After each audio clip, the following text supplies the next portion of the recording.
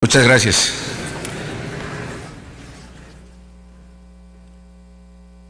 Compañeras senadoras, senadores, en la Comisión de Asuntos Indígenas tenemos claro que una de las principales demandas sociales a lo largo de la historia ha sido la reivindicación de los pueblos indígenas. Esto es posible a través de políticas públicas pertinentes y eficaces cuando se conoce con precisión el número de población indígena y su ubicación en el territorio nacional. Nuestro país tiene 112.336.000 habitantes según el Censo de Población 2010, de los cuales 15.7 millones se consideran indígenas para esta cifra estimada.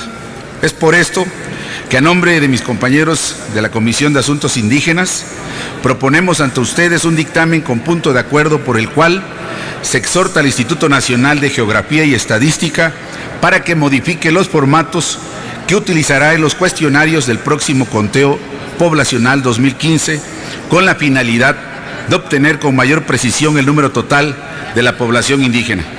Esto permitirá la correcta asignación de recursos, así como una eficaz y eficiente aplicación de las políticas públicas.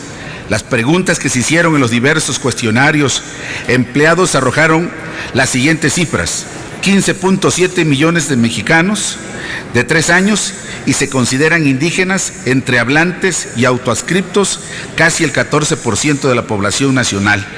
De ellos, 6.6 millones de hablantes de una lengua indígena, es decir, la mantienen viva a través de su comunicación cotidiana. El restante, 9.1 millones, no hablan una lengua indígena, pero se consideran indígenas. La diferencia entre hablante y autoadscriptos representa un lazo de identidad con algún pueblo o comunidad y una clara revitalización de los pueblos originarios. Partiendo de la experiencia y observaciones que a lo largo de más de año y medio hemos recogido de parte de dependencias y entidades públicas como son CDI, el INALI, la SEP y el Centro de Investigaciones y Estudios Superiores en Antropología Social, hemos considerado la necesidad de que se modifiquen los cuestionarios que INEGI empleará en el próximo conteo de población. Esto para evitar estimaciones estadísticas con mayor precisión el número total de la población indígena.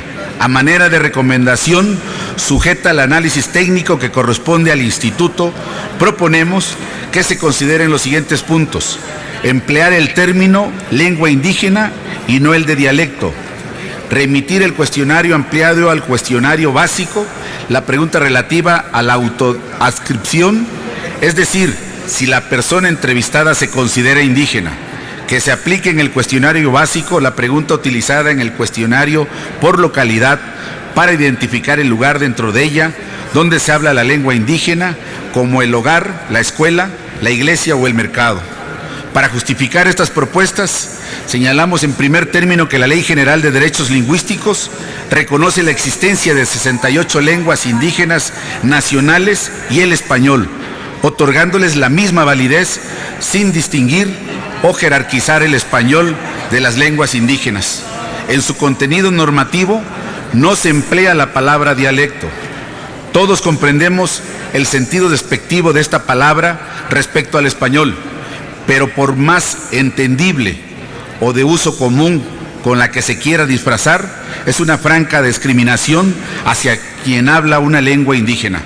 Por otra parte, trasladar el cuestionario básico, la pregunta relativa a la autoadscripción, evitará hacer estimaciones sobre el número total de población indígena.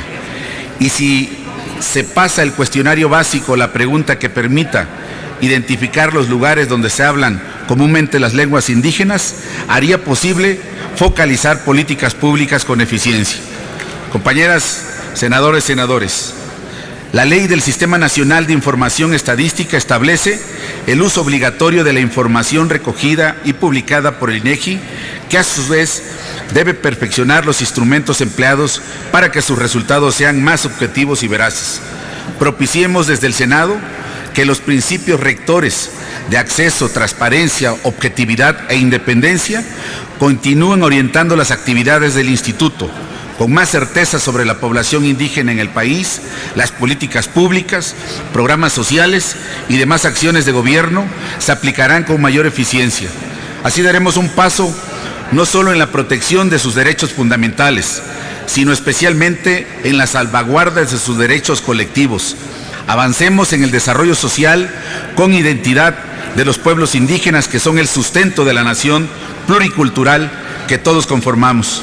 Señor presidente, solicito ordene que el texto del dictamen se inserte en el diario de los debates. Muchas gracias. Con gusto, senador Ediel Pérez Magaña.